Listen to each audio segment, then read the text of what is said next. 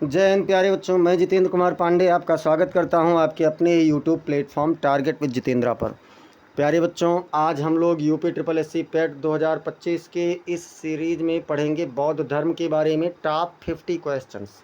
और इस top 50 questions में आप लोगों को प्रश्न में परीक्षा में यहीं से प्रश्न आपको देखने को मिलेंगे। बौद्ध धर्म में इससे बाहर कोई भी प्रश्न नहीं जाएगा। बहुत ही इंपॉर्टेंट प्रश्नों की सीरीज ली गई है। तो अगर आप लोग बेटा अब तक चैनल पर नए हैं तो चैनल को सब्सक्राइब कर लीजिए, बेल आइकन दबा दीजिए, जिससे आने वाली समस्त इंपॉर्टेंट क्लास की अपडेट्स आपको मिलती रहें। और क्लास को लाइक करके अपने मित्रों के पास इसे आप लोग शेयर भी कर दीजिए। चलिए हम लोग शुरुआत करते हैं और आप लोग भी बेटा कमेंट सेक्शन में आंसर करते रहिए। और देखते हैं फर्स्ट क्वेश्चन से हम लोग शुरुआत करते हैं। फर्स्ट क्वेश्चन क्या कह रहा है? तो फर्स्ट क्वेश्चन क्या कह रहा है बेटा? फर्स्ट क्वेश्चन कह रहा है कि बुद्ध के अनुसार दुख का मुख्य कारण क्या है? बुद्ध क्या बताते हैं? क्या अज्ञान को बताते हैं, या मोह को बताते हैं, या तृष्णा को बताते हैं, या फिर काम इच्छा को बताते हैं? कौन सी इच्छा को बताते हैं कि ये सबसे ज़्यादा दुख का मुख्य कारण है? तो बेटा अज्ञानता केवल दुख का मुख्य कारण नहीं है, या मोह भी केवल नहीं है, लेकिन तृष्णा जो है, तृष्णा मतलब इच्छा आदमी की समाप्त नहीं होती है। अगर किसी के पास कोई चीज़ है तो हमेशा उसके बाद एक ना एक इच्छा बढ़ती जाती है, और इस प्रकार से तृष्णा ही क्या है, दुख का सबसे प्रमुख कारण है बुद्ध के अनुसार। सी वाला विकल्प आप लोगों का बिल्कुल सही उत्तर हो जाएगा। चलिए हम लोग चलते हैं प्रश्न संख्या 2 की ओर। प्रश्न संख्या 2 क्या कह रहा है? प्रश्न संख्या 2 कह रहा है कि गौतम बुद्ध का जन्म किस स्थान पर हुआ था? कौन से स्थान पर गौतम बुद्ध का जन्म हुआ था? क्या कपिलवस्तु में, या लुम्बिनी में, या कुशीनगर, या फिर श्रावस्ती? तो बेटा बौद्ध धर्म में, अगर आप लोग बौद्ध धर्म पढ़ रहे हैं और गौतम बुद्ध के जन्म स्थान को नहीं जानते हैं तो आप लोग समझ लीजिए कि कुछ भी नहीं जानते हैं। चलिए कोई बात नहीं। इनका जो जन्म हुआ था बेटा वो कहाँ पर हुआ था? लुम्बिनी में हुआ था। लुम्बिनी बहुत ही शानदार प्रश्नों की सीरीज है, और अंत तक जरूर जुड़े रहिए, देखिए आपको काफ़ी बेनिफिट होने वाला है। अगला प्रश्न है प्रश्न संख्या 3। बुद्ध को ज्ञान की प्राप्ति कहाँ हुई थी? बुद्ध को ज्ञान की प्राप्ति क्या वाराणसी में हुई थी, या गया में हुआ था, या सारनाथ में हुआ था, या फिर कुशीनगर में हुआ था? तो बेटा बुद्ध को जो ज्ञान की प्राप्ति हुई थी वो कहाँ पर? गया में हुआ था, जिसे आज के समय में बौद्ध गया कहा जाता है। बिहार का एक बहुत ही प्रसिद्ध स्थल है, धार्मिक स्थल है और ज़िला भी है। तो गया में इनको एक पीपल के पेड़ के नीचे हुआ था, और वहीं पर उसके बाद में इन्होंने सारनाथ में अपना पहला उपदेश दिया था। सारनाथ में क्या हुआ था बेटा? तो सारनाथ में इन्होंने पहला उपदेश दिया था। तो प्रश्न संख्या 3 का आंसर बी सही होगा। और देखते हैं प्रश्न संख्या 4। प्रश्न संख्या 4 कह रहा है कि गौतम बुद्ध ने अपना पहला उपदेश कहाँ दिया था? गौतम बुद्ध जी ने पहला उपदेश कहाँ दिया था? चलिए बता दीजिए तुरंत कि कहाँ पर दिया था। क्या सारनाथ में, या गया में, या कुशीनगर में, या फिर वैशाली में? तो बेटा अभी हमने आपको इस प्रश्न के पहले बताया है कि कहाँ पर दिया था। तो इन्होंने अपना पहला उपदेश सारनाथ में दिया था। बी ए वाला विकल्प आपका यहाँ पर बिल्कुल सही उत्तर हो जाएगा। कहाँ दिया था? तो सारनाथ में। चलते हैं प्रश्न संख्या 5 की ओर। और प्रश्न संख्या 5 कह रहा है कि बुद्ध के उपदेशों का पहला संकलन किस परिषद में हुआ था? बुद्ध के उपदेशों का पहला संकलन किस परिषद में हुआ था, मतलब कौन से उसमें हुआ था? तो क्या दूसरी बौद्ध परिषद, या प्रथम बौद्ध परिषद, या तीसरी बौद्ध परिषद, या चौथी बौद्ध परिषद? 4 बौद्ध परिषद हुआ है बेटा, और चारों बौद्ध परिषद में से कौन से में इनका ज्ञान का जो पहला सम्मेलन था, जो उन्होंने उपदेश दिया था, वो किस में हुआ था? तो वो प्रथम बौद्ध परिषद में हुआ था।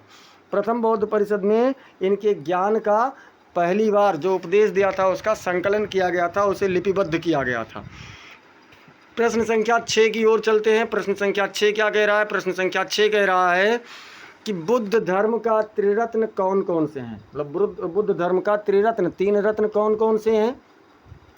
क्या बुद्ध धर्म संघ है, या ज्ञान करुणा अहिंसा है, या फिर सत्य करुणा संघ है, या बुद्ध संघ शील है? तो क्या है बेटा इनका त्रिरत्न कौन सा है? तो इनका त्रिरत्न बुद्ध, धर्म और संघ, ये तीनों क्या हैं? इसके त्रिरत्न हैं। ए वाला विकल्प आपका बिल्कुल सही उत्तर हो जाएगा। प्रश्न संख्या 7। प्रश्न संख्या 7 में पूछा गया है कि गौतम बुद्ध को तथागत क्यों कहा जाता है? उन्हें तथागत भी कहा जाता है। तो तथागत क्यों कहा जाता है? क्योंकि उन्होंने सत्य का मार्ग पाया था, या फिर क्योंकि वे त्रिकालदर्शी थे, या फिर क्योंकि वे निर्वाण को प्राप्त हुए, या फिर क्योंकि वे महात्मा थे। तो किस कारण से कहा जाता है बेटा? क्योंकि उन्होंने सत्य का मार्ग पाया था, इसलिए उन्हें क्या कहा गया? तथागत कहा गया। ए वाला विकल्प आपका सही उत्तर हो जाएगा। प्रश्न संख्या 8 देखते हैं। प्रश्न संख्या 8 कह रहा है कि बौद्ध धर्म की 4 आर्य सत्य में से एक नहीं है। मतलब इनके 4 प्रमुख आर्य सत्य थे, तो चारों प्रमुख आर्य सत्य में से कौन सा आर्य सत्य नहीं था? क्या दुख नहीं था, या दुख का कारण नहीं था, या दुख का अंत नहीं था, या फिर कर्म का फल नहीं था? कौन सा नहीं था बेटा? तो इसमें इन्होंने कर्म के फल को नहीं कहा, मतलब कर्मवाद इन्होंने नहीं माना है। इन्होंने दुख, दुख का कारण, दुख का अंत, ये सारी चीज़ें इन्होंने इसमें बताया है। अगला देखते हैं, अष्टांगिक मार्ग का उद्देश्य क्या है? अष्टांगिक मार्ग का उद्देश्य क्या था? क्या निर्वाण प्राप्त करना है, या धर्म का प्रचार करना है, या फिर यज्ञ करना है, या फिर ध्यान साधना है? तो बेटा अष्टांगिक मार्ग का अगर हम लोग बात करें तो अष्टांगिक मार्ग जो है उसका प्रमुख उद्देश्य क्या है? निर्वाण प्राप्त करना है। निर्वाण प्राप्त करना ही अष्टांगिक मार्ग का उद्देश्य है, इसलिए 9वें नंबर प्रश्न का विकल्प ए आपका सही हो जाएगा। प्रश्न संख्या हम लोग 10 देखते हैं। तो प्रश्न संख्या 10 क्या कह रहा है? गौतम बुद्ध के अनुसार संघ का क्या अर्थ है? गौतम बुद्ध जी के अनुसार संघ का क्या अर्थ है? क्या ये ध्यानियों का समूह है, या भिक्षुओं का समूह है, या यज्ञ करने वाले लोगों का समूह है, या फिर अनुयायियों का समूह है? तो बौद्ध में बेटा, बौद्ध धर्म में जो भिक्षुक होते हैं, भिक्षुकों के समूह को संघ कहा जाता है। गौतम बुद्ध के अनुसार भिक्षुकों का समूह ही संघ कहलाता था। बी वाला ऑप्शन आपका बिल्कुल सही उत्तर हो जाएगा।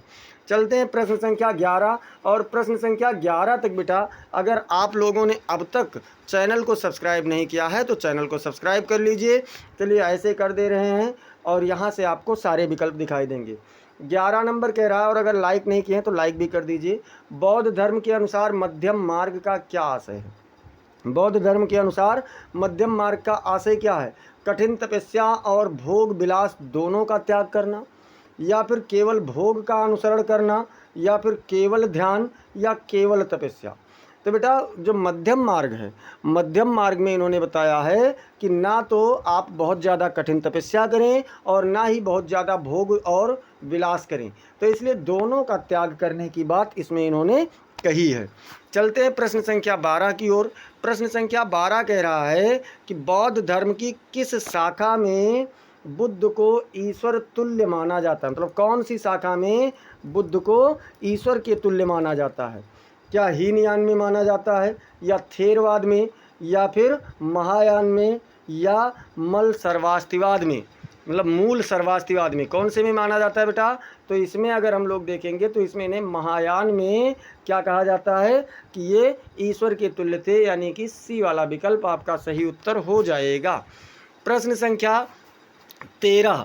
प्रश्न संख्या 13 बहुत ही आसान है और उतना ही महत्वपूर्ण भी है। गौतम बुद्ध ने किस भाषा में उपदेश दिए?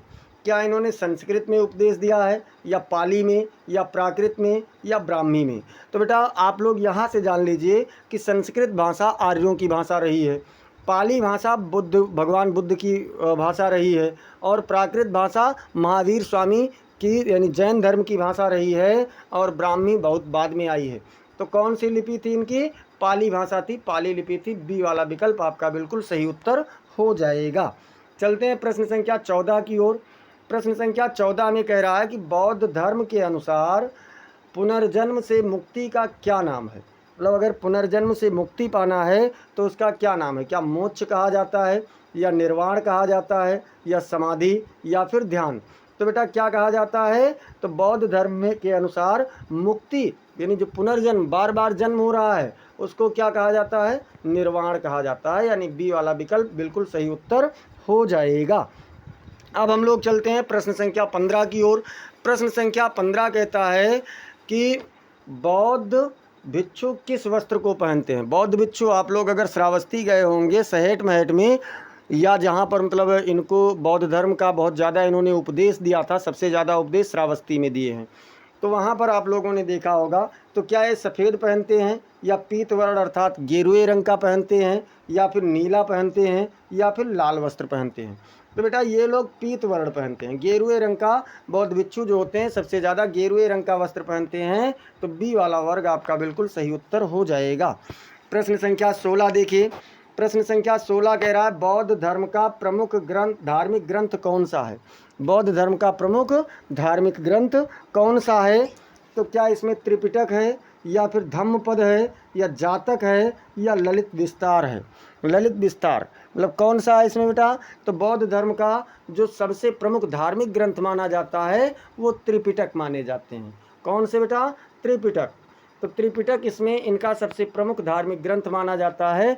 ए वाला विकल्प बिल्कुल सही उत्तर हो जाएगा।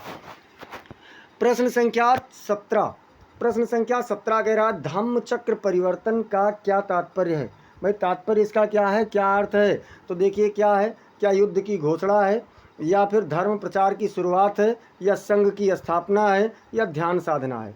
तो बेटा धम्म चक्र परिवर्तन जो था, धम्म चक्र परिवर्तन में धर्म प्रचार की शुरुआत को माना जाता है, यानी बी वाला विकल्प आपका बिल्कुल सही उत्तर हो जाएगा।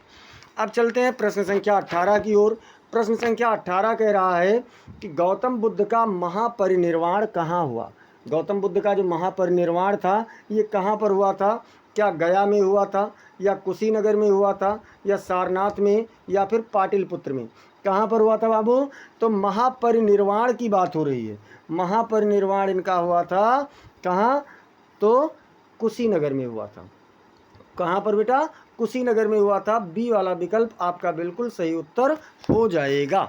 प्रश्न संख्या 19, प्रश्न संख्या 19 कह रहा है कि बुद्ध के जीवन, प्रश्न संख्या 19 कह रहा है बुद्ध के जीवन की प्रमुख घटनाओं में महाविनिष्क्रमण का क्या अर्थ है? महाविनिष्क्रमण क्या है? देखिए एक आपने महापरिनिर्वाण पढ़ा जो बुद्ध की मृत्यु से संबंधित है। अगर हम बात करें महाविनिष्क्रमण की तो क्या ये गृह त्याग है, या ज्ञान प्राप्ति है, या उपदेश देना है, या संघ प्रवेश है? तो बेटा महाविनिष्क्रमण गृह त्याग की घटना को कहा जाता है, इसलिए ए वाला विकल्प आपका बिल्कुल सही उत्तर हो जाएगा। प्रश्न संख्या 20, प्रश्न संख्या 20 में देखिए 20 कह रहा है कि बुद्ध का अनुयायी बनने वाला पहला व्यक्ति कौन था? अब प्रश्न है कि बुद्ध का अनुयायी बनने वाला पहला व्यक्ति कौन था? यहाँ से आप सारे विकल्प देख लीजिए, क्या आनंद थे, या उपाली थे, या कोंडंज थे, या फिर महाकश्यप थे? कौन था बेटा? तो इसमें आप लोग देख लीजिए, इसमें कोंडंज थे। इनके प्रमुख शिष्य में कौन थे बेटा? तो कोंडंज थे, यानी पहले शिष्य बने थे कोंडंज। सी वाला विकल्प आपका बिल्कुल सही उत्तर हो जाएगा। अगर अब तक बेटा आप लोगों ने क्लास को लाइक नहीं किया है तो क्लास को लाइक कर दीजिए, क्योंकि आपका लाइक ही हमारा एक मनोबल बढ़ाए रहता है, और आप लोगों का एक शेयर हमारा मनोबल और अधिक बढ़ा देता है। तो चलते हैं, प्रश्न संख्या 21 कह रहा है कि बुद्ध के अनुसार संसार अनित्य है, इसे किस शब्द से व्यक्त किया गया है? अनित्य है तो इसे कौन से शब्द से व्यक्त किए हैं? क्या दुख से, या अनित्ता से, या अनात्मा से, या चित्त से? कौन से शब्द से बेटा? तो अनित्य है मतलब अनित्ता से। कौन से शब्द से? अनित्ता से इसे व्यक्त किया गया है। प्रश्न संख्या 22, प्रश्न संख्या 22 है बौद्ध धर्म में सील का क्या महत्व है? भाई सील का महत्व क्या है? तो क्या इसमें ध्यान का अभ्यास हुआ है, या नैतिक आचरण से बात की गई है, या ज्ञान की प्राप्ति की बात की गई है, या फिर यज्ञ की विधि की बात की गई है? तो बेटा सील जो है, सील में ज्ञान की प्राप्ति नहीं, नैतिक आचरण की बात की गई है। बी वाला विकल्प आपका बिल्कुल सही उत्तर हो जाएगा।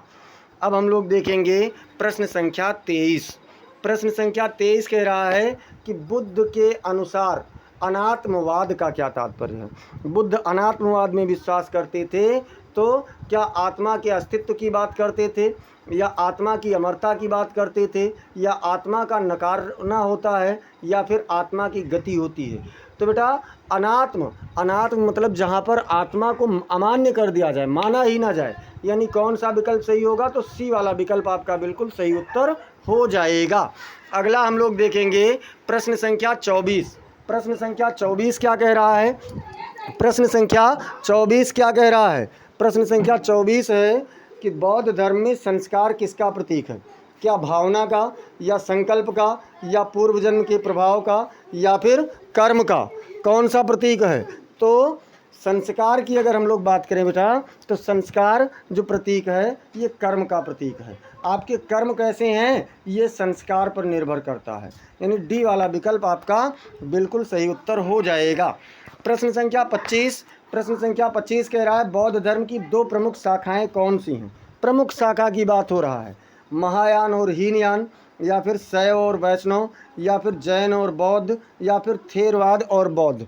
तो बेटा जो प्रमुख शाखा रही है वो महायान और हीनयान रहा है। ए वाला विकल्प आपका बिल्कुल सही उत्तर हो जाएगा। प्रश्न संख्या 26 कह रहा है वह कौन सा राजा था जिसने सर्वप्रथम बौद्ध धर्म को संरक्षण दिया। बौद्ध धर्म को संरक्षण सबसे पहले कौन से राजा ने दिया था? क्या चंद्रगुप्त मौर्य ने, या अशोक ने, या बिंबिसार ने, या फिर अजातशत्रु ने? किसने दिया था बेटा? तो सबसे पहला जो इन्होंने संरक्षण दिया था वो दिया था बिंबिसार ने। बिंबिसार, इसके बाद में बात करेंगे। अच्छा, बिंबिसार कौन थे? तो बिंबिसार अशोक के पिता थे, चंद्रगुप्त मौर्य के बेटे अशोक के पिता। बिंदुसार नहीं कहा जा रहा है, बिंदुसार तो दूसरा था, यहाँ बिंबिसार की बात हो रही है। अगला प्रश्न है कि अशोक के किस अभिलेख में बुद्ध की पूजा की बात स्पष्ट रूप से मिलती है। कौन से अभिलेख में बुद्ध के पूजा की बात अशोक के कौन से अभिलेख में मिलती है? क्या कालसी अभिलेख में मिलती है, या रुम्मिनदेही स्तंभ लेख में, या गिरनार लेख में, या फिर लुम्बिनी लेख में? कौन से लेख में मिलती है बेटा? तो हम लोग यहाँ से देखिए ये मिलता है रुम्मिनदेही स्तंभ लेख में। कहाँ पर? रुम्मिनदेही स्तंभ लेख में, यानी बी वाला विकल्प आपका सही उत्तर हो जाएगा। प्रश्न संख्या 28 कह रहा है कि बौद्ध धर्म की तीसरी बौद्ध संगीति किसके शासनकाल में हुई थी? क्या अजातशत्रु के शासनकाल में, या फिर अशोक के शासनकाल में, या बिंबिसार के शासनकाल में, या कनिष्क के शासनकाल में? तो बेटा तीसरे की बात कह रहे हैं, तो तीसरी जो हुई थी ये हुआ था अशोक के शासनकाल में। हालांकि काला अशोक होना चाहिए। देखिए पहला हुआ था अजातशत्रु, दूसरा हुआ था वैशाली में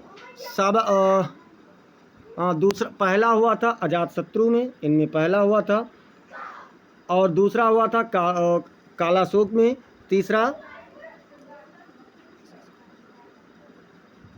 तीसरा पाटिलपुत्र में हुआ था, और चौथा उसमें हुआ था। तो तीसरे की यहाँ पर बात की गई है, तीसरा अशोक के शासनकाल में हुआ था। अब हम लोग देखेंगे बेटा चौथी बौद्ध संगीति कहाँ आयोजन की गई थी। चौथी बौद्ध संगीति कहाँ आयोजन की गई थी? क्या राजगृह में, या वैशाली में, या फिर कुंडलवन में, या कुंडलवन कश्मीर में? तो बेटा राजगृह पहला हुआ था, राजगृह में, राजा महाराजा आजा, और दूसरा हुआ था वैशाली में, और तीसरा हुआ था पाटिलपुत्र में, और चौथा हुआ था कुंडलवन कश्मीर में। इसका एक ट्रिक है, राजा महाराजा आजा वैश्या सबका काल है, पटाओ मत आशिक कुंवर जी कंगाल है। तो बेटा देखिए राजा महाराजा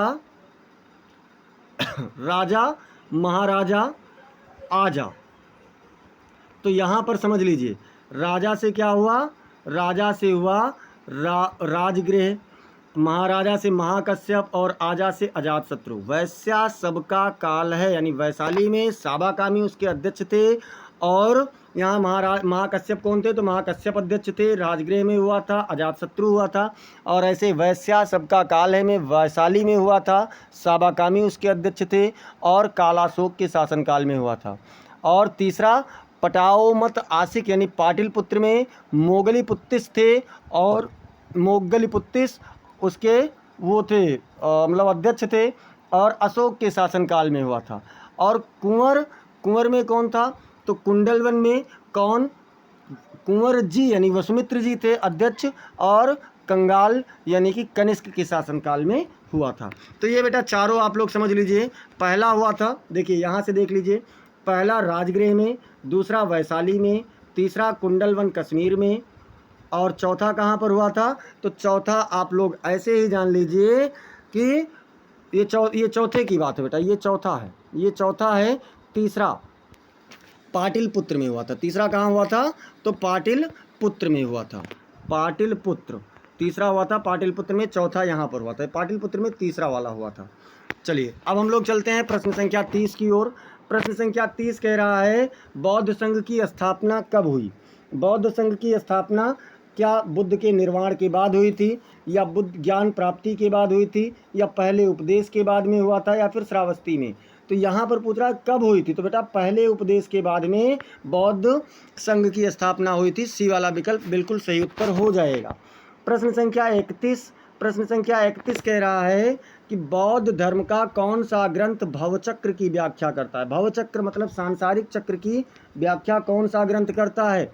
क्या जातक करता है, या अभिधम्म करता है, या विनय पिटक, या फिर धम्मपद? तो बेटा इसमें आप लोगों का धम्मपद करता है, यानी कि डी वाला विकल्प आपका बिल्कुल सही उत्तर हो जाएगा। प्रश्न संख्या 32 कह रहा है कि किस बौद्ध ग्रंथ में बुद्ध के पूर्व जन्म की कथाएं हैं, कथाएं वर्णित हैं? क्या धम्मपद में है, या त्रिपिटक में है, या जातक कथा में है, या फिर ललित विस्तार में है? तो पूर्व जन्म की कथा की बात हो रही है बेटा, तो ये होता है जातक कथा में। जातक कथा में बौद्ध के यानी महात्मा बुद्ध के कौन से पूर्व जन्म की बात की गई है, तो सी वाला विकल्प सही होगा। प्रश्न संख्या 33 कह रहा है बौद्ध धर्म का प्रमुख ध्यान संबंधी अभ्यास क्या है? ध्यान संबंधी अभ्यास में क्या है बेटा? क्या मंत्र है, या फिर विपश्यना है, या फिर कर्मकांड है, या फिर प्रार्थना है?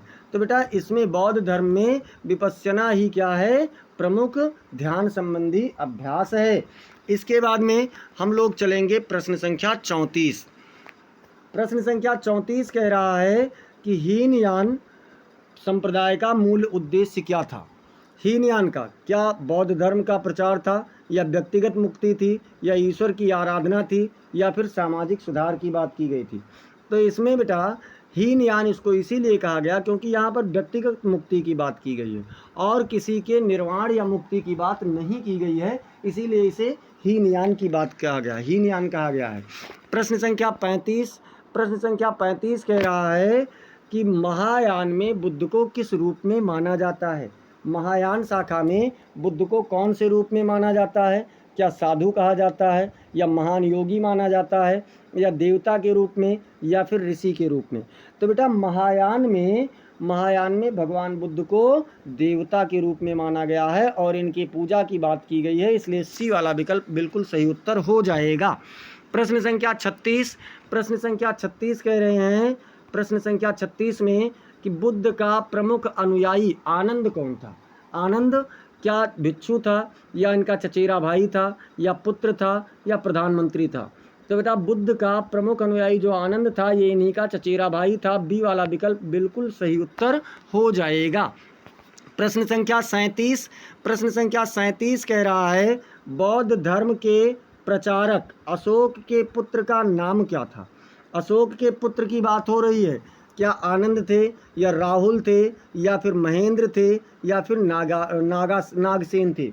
तो बेटा जो अशोक का पुत्र था वो कौन था? तो वो महेंद्र थे। सी वाला विकल्प बिल्कुल सही उत्तर हो जाएगा। देखिए बहुत फास्ट रिवीजन है ताकि आपका टाइम बहुत ज़्यादा बर्बाद ना हो। प्रश्न संख्या 38 क्या कह रहा है? बौद्ध धर्म का प्रचार श्रीलंका में किसके द्वारा हुआ था? श्रीलंका की बात हो रही है, क्या बुद्ध के द्वारा किया गया था, या अशोक के द्वारा किया गया था, या महेंद्र और संघमित्रा, या फिर कनिष्क? तो बेटा इसका जो प्रचार प्रसार हुआ महेंद्र और संघमित्रा के द्वारा हुआ था। महेंद्र अशोक का पुत्र था और संघमित्रा अशोक की पुत्री थी, तो इसलिए यही दोनों श्रीलंका गए थे बौद्ध धर्म का प्रचार प्रसार करने के लिए। अब बात करेंगे बौद्ध धर्म का कौन सा संप्रदाय सबसे पुराना माना जाता है? कौन से संप्रदाय को सबसे पुराना माना जाता है? क्या थेरवाद को, या फिर महायान को, या फिर वज्रयान को, या फिर नवयान को? कौन से को बेटा सबसे पुराना माना जाता है? तो सबसे ज़्यादा पुराना माना जाता है थेरवाद को। किसको माना जाता है? थेरवाद को। ए वाला विकल्प आपका बिल्कुल सही उत्तर हो जाएगा।